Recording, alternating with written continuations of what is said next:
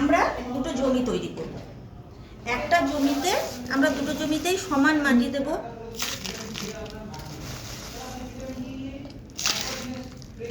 ওকে, সমান মাটি আছে। ওকে, এইবার একটা মাটিতে আমরা সামান্য পরিমাণ অ্যাকোয়াজেল মিশিয়ে দেবো। মানে এই জমিটা আমি মাটি তৈরি করলাম অ্যাকোয়াজেল দিয়ে, আর এটা নর্মাল। এইবার তারপরে আমি জলসেচন করব।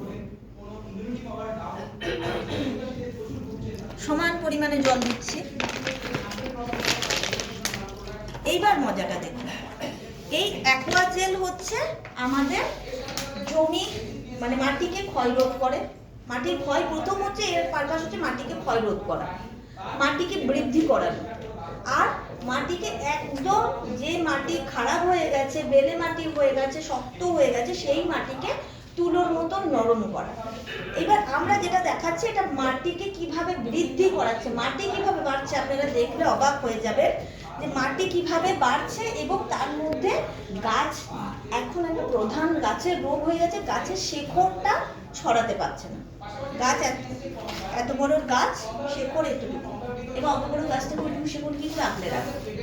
তো সেই জায়গা থেকে আমরা দুটো এখানে দেখাচ্ছি। এক হচ্ছে মাটি কিভাবে গাছকে শক্তভাবে ধরে রাখে, আর একটাতে যেখানে আমরা গাছ লাগালাম, আর একটাতে আমরা এইটাতে গাছ লাগিয়েছি। এইবার আবার এটাতে দেখুন জল দেওয়া হচ্ছে, জল এখনো ট্যাল করছে, জল আর মাটি দেখা যাচ্ছে, ঠিক আছে।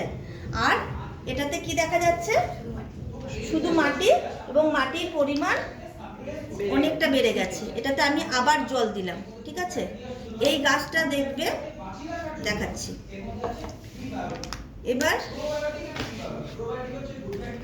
আমি জল দিয়েছি একসঙ্গে, ওটাতে আবার আমি সেকেন্ড টাইম দিয়েছি, ঢালছি।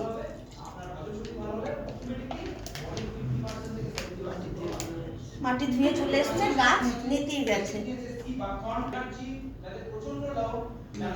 গাছ শক্তভাবে আছে। আর দুটোতে সমান মাটি দিয়েছিলাম, কি দেখা যাচ্ছে, একটার মাটি ডাবলের বেশি হয়ে গেছে, একটার মাটি ধুয়ে আরো কমে গেছে। তো এই হলো অ্যাকোয়াজেলের ডেমো।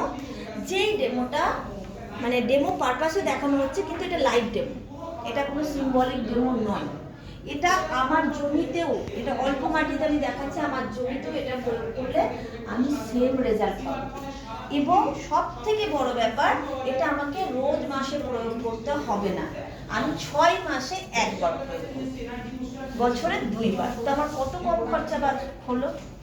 আর 2 বার আমি ডেট লিখে, ধরুন আজকে আমি দিলাম, 6 মাস পরে আমি আজকের পরে আবার ওটা দিতে পারবো। 6 মাসকার জন্য আমার জমির ব্যাংক, ভাড়ার ঘর যেটা বলে, হয়ে গেল। কারণ চাষি ভাইরা কেউ পড়াশোনা করে চাষ করে না, বংশ পরম্পরা থেকে চাষ শিখে ওরা চাষ করে।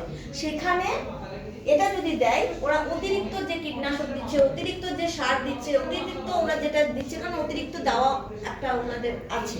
তো সেই অতিরিক্ত জিনিসগুলোকে ও নিজের মধ্যে ধরে রাখবে, এবং সেটা যখন দরকার লাগবে, সেটা অতিরিক্ত জল হতে পারে, অতিরিক্ত কীটনাশক হতে পারে, অতিরিক্ত সার হতে পারে, যখন দরকার লাগবে আস্তে আস্তে সাপ্লাই হবে। তাতে আমাদের খরচাও বাড়ছে। এবং কত সুন্দরভাবে গাছটা লেগে আছে দেখো, কত ভালো শক্ত পাতাগুলো, একটু পরে পাতাগুলো সতেজ দেখবে। এবং এখানে দেখো মানে গাছ নটটট করছে, ও তার গেল এবং উঠে দিলে পড়েও যাবে, আমি জায়গাটা এখানে গিয়ে আরো জল নেবে, এটা পুরো 1 গ্লাস জল হতে পারবে।